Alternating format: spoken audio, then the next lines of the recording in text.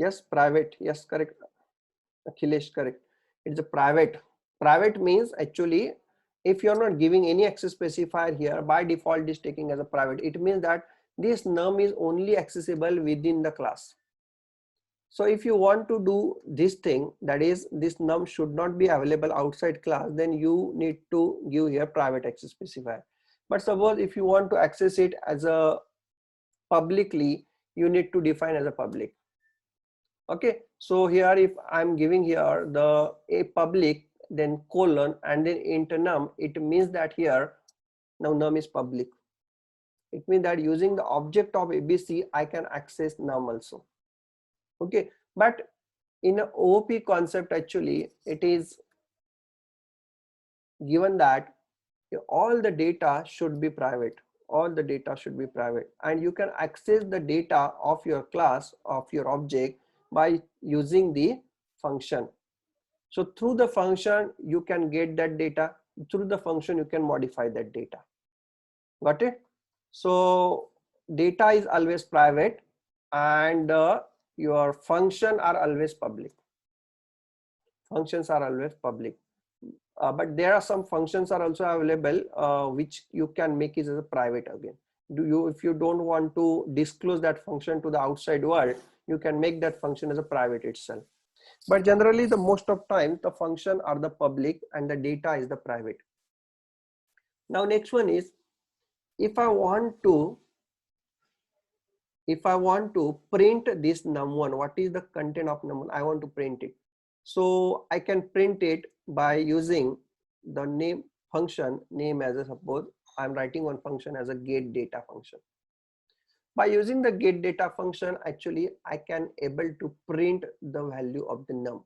Now num is available inside the class, and the get data also the function of the class. So it means that directly I can access num here. So I can print here directly num is equal to num. I can directly print it here.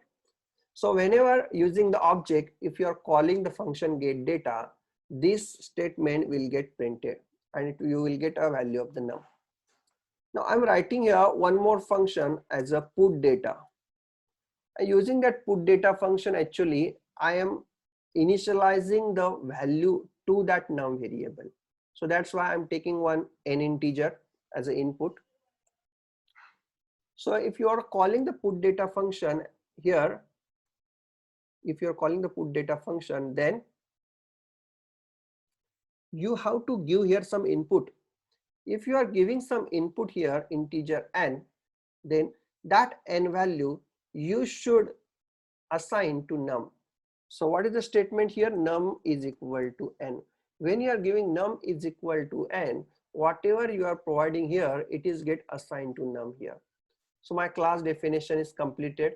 My class definition is having the one data and the two function. One function is the get data function, which is printing the value. Second function is the put data function, which is initialize the value there. We initialize the value there. Now next one is, I want to create an object of ABC class. Now how to create an object? Very simple one. You can create an object of ABC class by using the name as a ABC. Class name is ABC. Just like I'm creating the object of A. Int A is nothing but A is the object name. Int is your class name or data type name. So here also, what is my data type? Data type is the ABC. Class is nothing but your derived data type. So your ABC is your derived data type, and after that you need to give here the name of the object. The name of the object, suppose I'm giving as a A1. Okay, so here the object get created. So A1 object get created. Now if I want to initialize the value to that num which is present inside that ABC class or the A1 object, I must use your put data function. So I'm initialized with the 50. So what happened here? The 50 get copied into n. 50 get copied into n, and now n is, that is 50, get assigned to num. Now the object A1 is having that num value as a 50. If I want to print it, then I can print by using that, by calling the function name as a get data function. Got it? So very simple implementation. The last one I need to put here return 0 because I have written there integer main. Okay, so here object get created, function call, put data function call, and then after that get data function call. I'm trying to run this program. When I try to run this program, your output should be num is equal to num. Okay, so I need to change my build system. Yes, C++. Now I'm running. Yes, num is equal to 50 is my output. And I need to add it here. Okay, control B. Okay, num is equal to 50. I need to add it here. Okay, it is my output, num is equal to 50. So getting understood this point, what I have created, ABC class I have created first. Num is private, and here there are two functions. These are known as the getter setter methods. This is the setter method, this is the getter method. By using the get data method, I'm getting the value of the num, and for put data function, I'm setting the value of the num. Got it? So if I'm trying to print here num, if I'm trying to access num outside object, can I make it? Yes, can you tell me, can I access the num outside the class? Can you tell me? Can anyone tell me? Can I access this num outside class?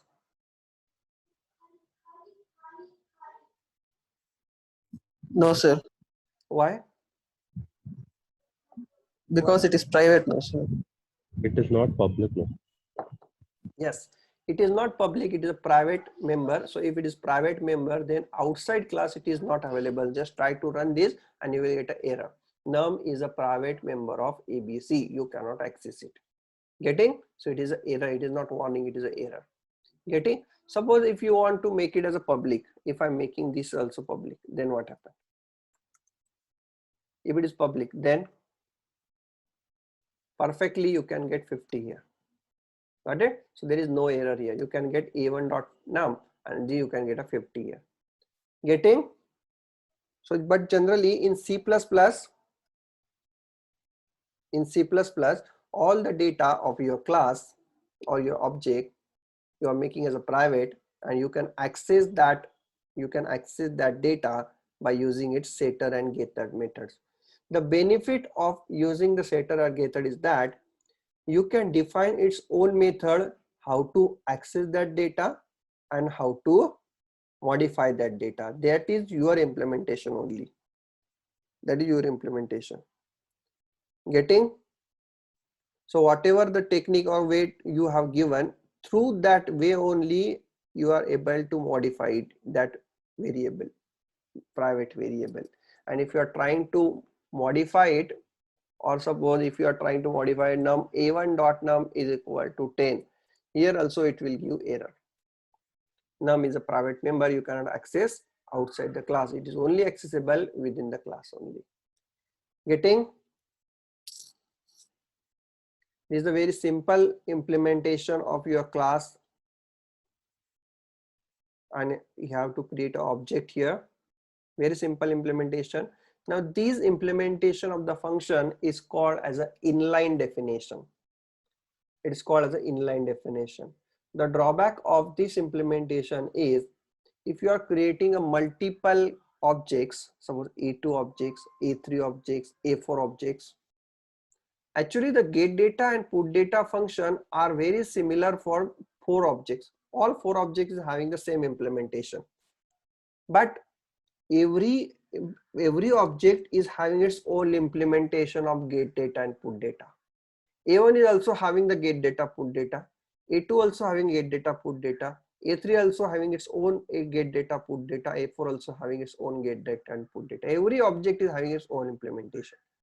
But is a redundant again. It is a redundant. Why there is these two functions are repeated every time for every objects. So there are 100 objects, there are 100 implementation. Again, you violate that concept. code reusability. You are not reusing the code. You are creating the copy of the same code again and again, and you are wasting your memory. You are wasting your code memory. So how to actually modify this program to reduce the use of that memory? If you are putting this implementation inside the class, then every object is having its own implementation. So better to put this class definition outside the class. Okay, just you need to put all the function definition of your class outside the class. And what your class contains then? Your class contains only the declaration part, that is your prototype of the function. So you need to put here only get data semicolon, put data semicolon. So this is only class definition. Class definition means integer num and get data and put data. It means that your ABC is having get data and put data, but get data and put data is implemented somewhere else. It is not implemented in the class. So where it is implemented outside. So how to correlate this? How to correlate it here? If you are writing directly void get data, it means that get data is a normal function. Now we should define this get data function as a class function. So how to define it? By giving its scope, by giving the scope to the get data function. You can give the scope to the get data function by using the scope resolution operator double colon. So by using that double colon, actually you can now giving this information, you are passing this information to the compiler that my get data function is not a normal function. Now it is a function related to the ABC. This function is related to ABC. It is not a normal function. If you want to access get data function, you can access it through ABC only, through the object of ABC. The same for put data. You need to put here the scope resolution operator before that put data. So where to give this scope? After the return type and before the name of the function. So here we are putting the scope. When you are putting the scope here, it means that here, now what happened? What is the difference between the previous implementation of class ABC and this implementation of the class ABC? In a previous implementation, A1, A2, A3, A4, all the four objects is having its own implementation of get data and put data. It means that the code get repeated there. But here, as we have implemented that get data and put data function outside the class, it means that here there is only one implementation of get data and put data is available. And now A1 having only num and a reference or the pointer to this get data function and the pointer to the put data function. A2 is also having its A2 is having the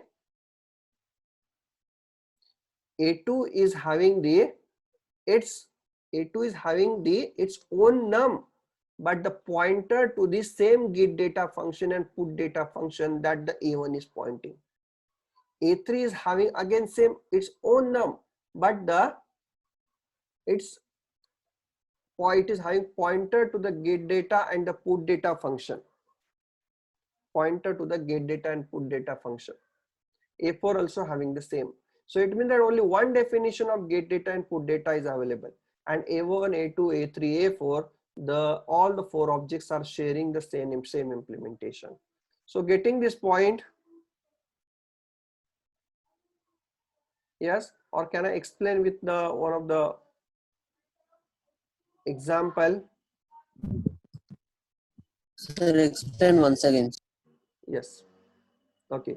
So these are my I'm talking about the first implementation. My first implementation contains the num variable and one more function, that is get data function, and the again put data function, put data n. Okay, so this is my first implementation. This is my first implementation. In the first implementation, the class ABC, is having its num as well as the get data implementation also, and the put data implementation also. It is having get data implementation as well as the put data implementation. If you are creating the A1, if you are creating the object A1, so it means that A1 memory, A1 or the memory allocated to the A1 is having the whole memory, num as well as the implementation of get data, implementation of the put data. If you are using the object A2, the A2 is having the same thing. The A2 is having the again same thing.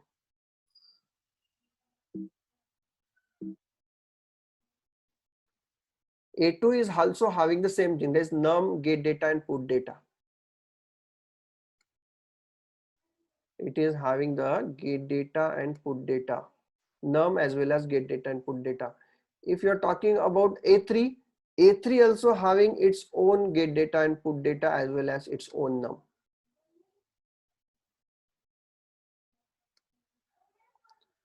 So here, whatever the implementation is there, actually, whatever the implementation for the get data and put data, actually, the same implementation A2 is also having, same implementation A3 is also having. So whatever the code that you have enclosed in your get data as well as put data, here it is also having, here it is also having, here it is also having, here it is also. So it means that the code available in A1, the same code is available in A2, same code is available in A3.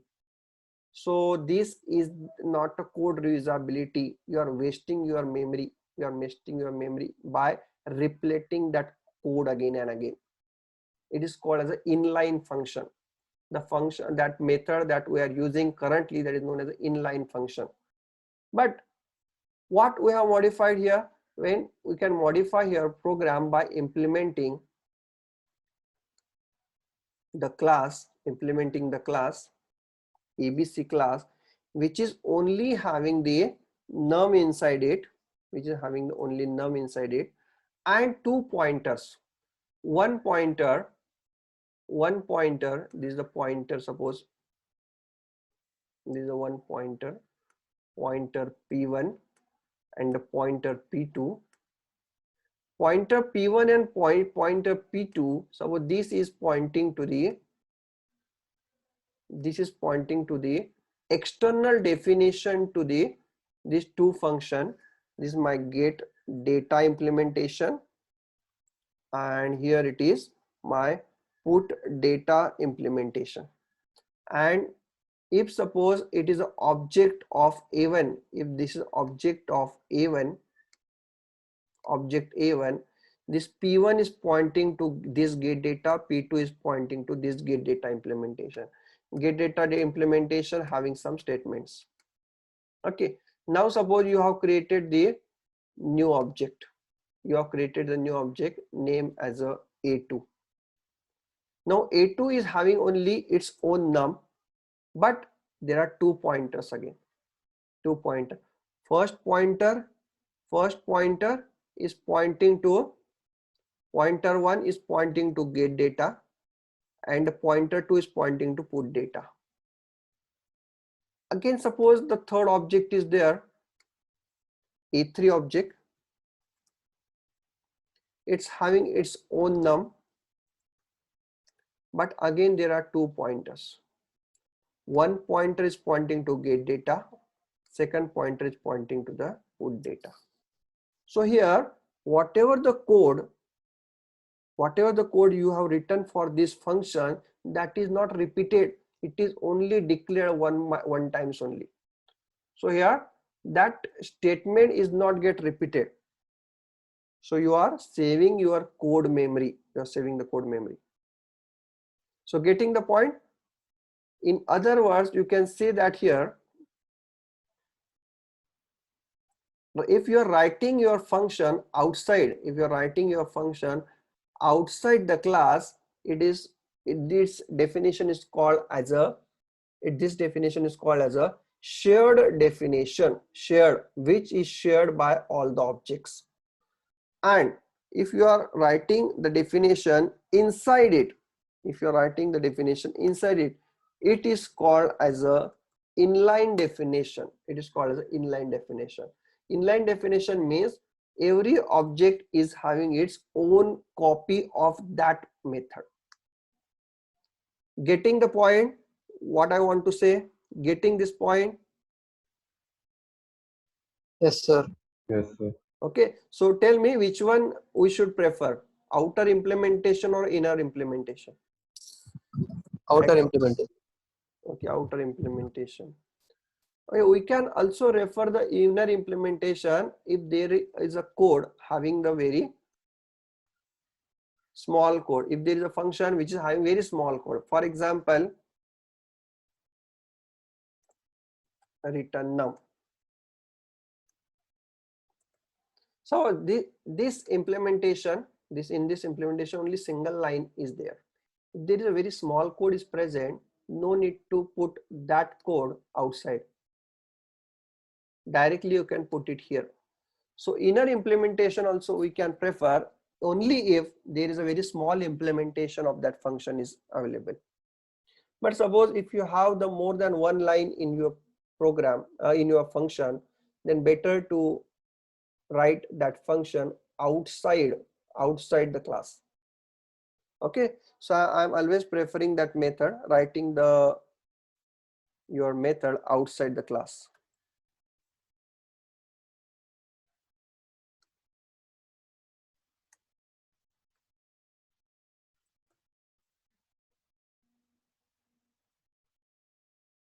Okay, so why it is there, I don't know. Okay, we'll see.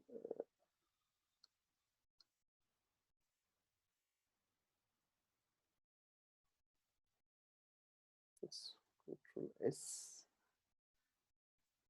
downloads. Okay, so getting this point actually, so always remember that how to declare a class and then how to define the functions inside it, inside and outside. Inside function we can define, it is known as the inline function, and outside function it is known as a shared code by all the objects. Okay, now outer definition also you can make it as an inline also by writing the code as an inline here. So the meaning of this function is actually, function definition is, though that getData function is written outside, the ABC class, but that getData function is the inline function. Getting? GetData function is written outside, but that getData function is not a outside function now. That getData function is the inline function because you have mentioned explicitly as an inline function. If it is mentioning explicitly as a inline function, that getData function is not a now shared one.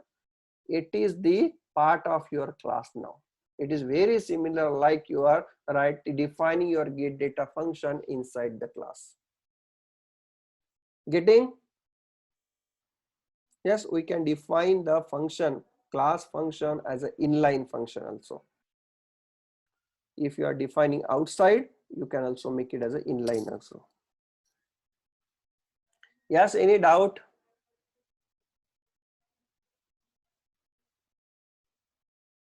Yes, any doubt in this?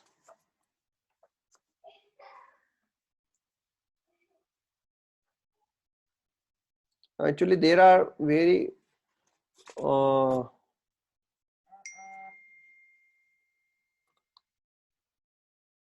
there are in C++ actually there are different concepts are there, and every concept is a very unique concept. Every concept is a unique concept. So if you want to make the outside function inline, just specify inline there. You can make it as a, you can make that function outside function as a inline function. Okay. The next topic is the making the function as a private. Making function as a private. So I can make one function as a private here, just like suppose one display function, or suppose before display I'm making as a double, OUBLE. Okay, so double function which is making the num value as a double, num into num, num into 2, num is equal to num into 2. Okay, so now this double implementation is a private implementation. So through the object, if you are trying to access it, then it is not available, DOUBLE. Okay, so if you are trying to access it, it will give error. It is known as a private implementation explicitly. Okay, so A1 is not available.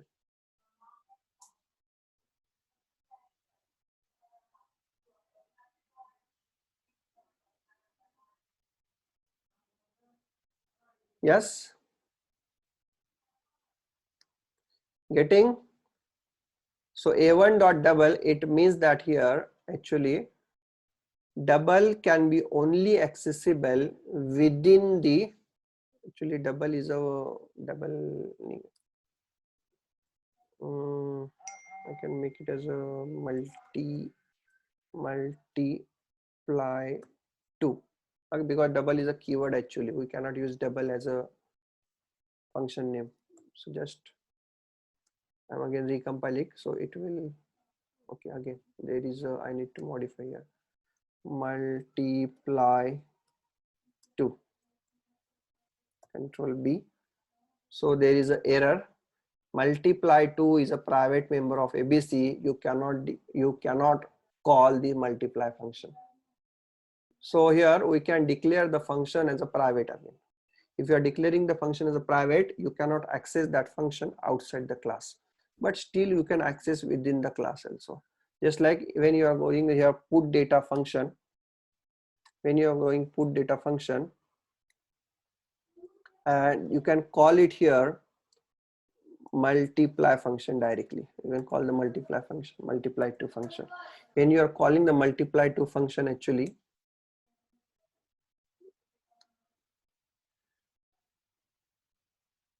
yes, this dot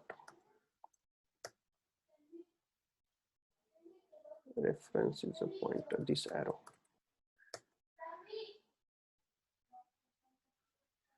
Implicitly declared. Okay, multiply 2 is a private member. Yes.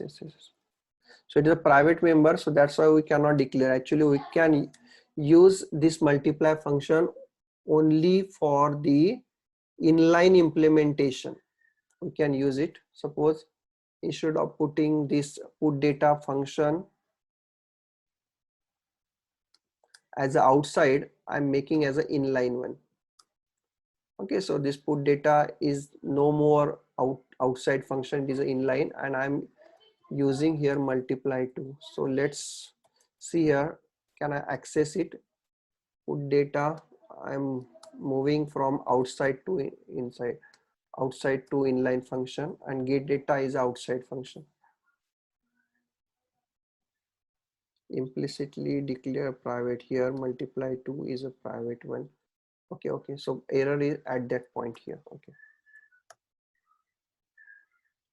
yes, the output is 100. Okay, so it means that now there is no need to here, no need to put here control X and control V, EBC also you can do.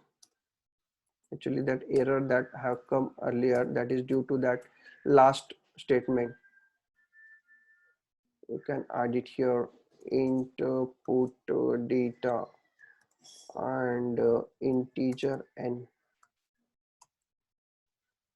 Okay, now just see here, multiply 2 is your private member function which can be only accessible by the class functions only. So this multiply 2 I have called in a put data function. If I am calling as a put data function, then it has to be called. But if I'm trying to call it by using multiply, by using the object A1, then there should be error. So we have already tested that multiply to call using object A1, it is an error, but if I am running this program, then it is a error again, integer. Yes.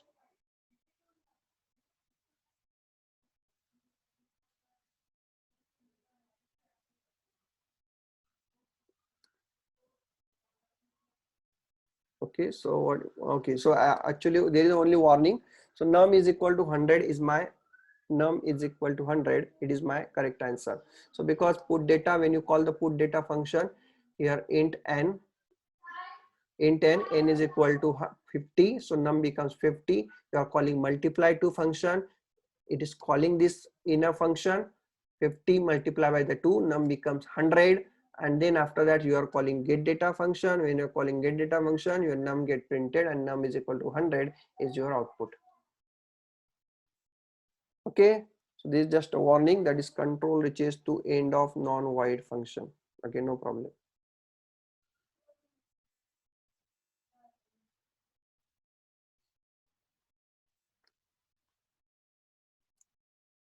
Yeah, Chandramohan says, can't we create object inside class? We can create object of the class, but not for the same class. We can create the object of the other class. So there are the two classes are there. So class ABC and class XYZ. So in a class ABC, we can create the object of class XYZ, or in class XYZ, we can create the object of class ABC. Okay, we can't create the object of the self class. There are some methods are there in a static. If you are using a static method, then we can create the object of same class also, but that is the actually advanced thing. But until now, actually you can remember that in ABC class we can't create the object of ABC, so ABC and A, so you can't do this because actually definition is not there and you are creating object. How without definition, how you can create object? This is the definition of class ABC. Okay. So Akhilesh says, so can you please explain once again? Yeah, I can explain it, that if you are declaring the function as a, if you are declaring the function as a private function, then using the object you cannot call it.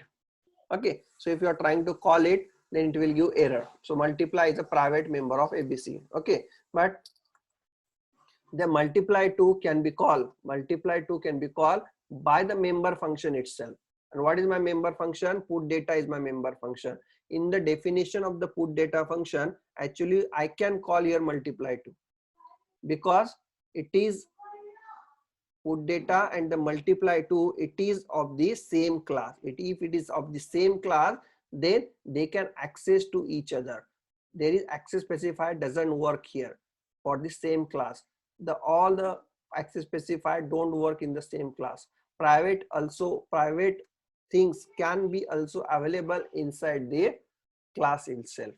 Okay, so inside the class anyone can access anything, but outside the class there is a limitation, that only public thing can be accessed outside the class. Protected cannot be accessed, private cannot be accessed. So getting Akhilesh, multiply to, why I am able to call here multiply to? Because it is the put data function is a private member, or it is not private. Put data function is a member of class ABC, and multiply to is also the member of class ABC. If both are member of ABC class, then they can access to each other. But using object we can't do. If you are using object, then we can't do there. Got it?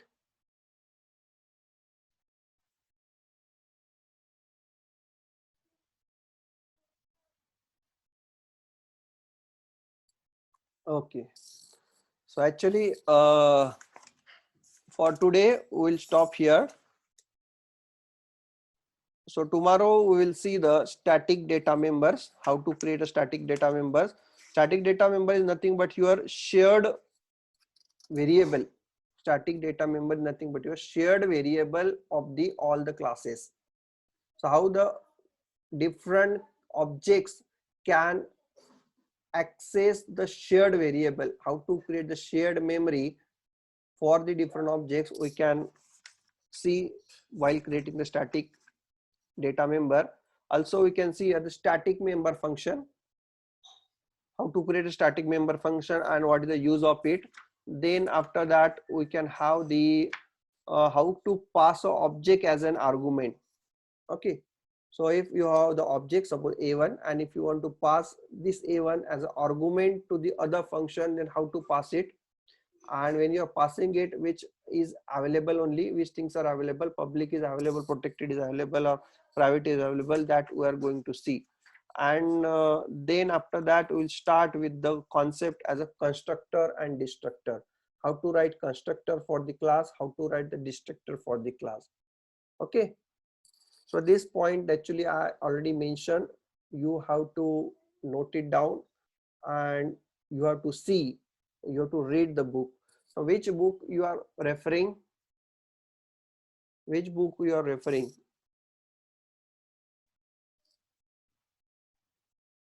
Are you referring any online resource?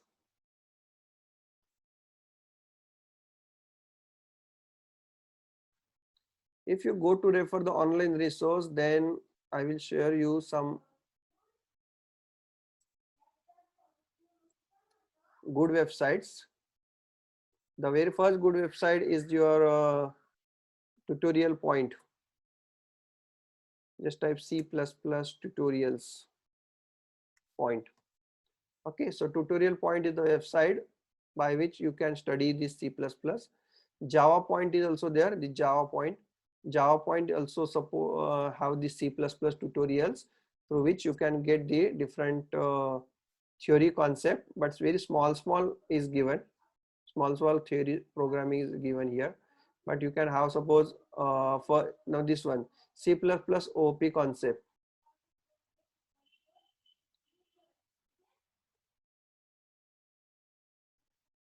Okay, C++ OC concept. So here the theory is given, that is what is object, what is class, inheritance, polymorphism, abstraction.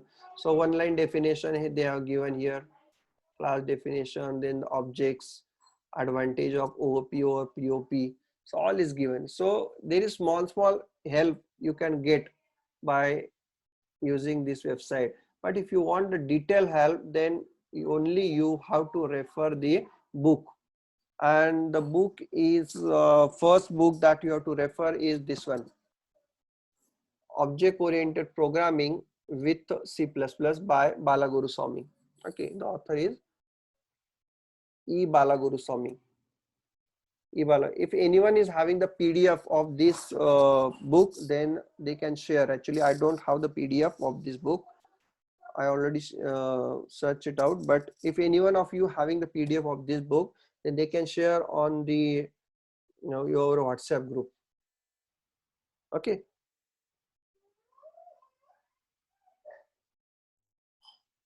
Okay, sir. Thank you, sir. Okay.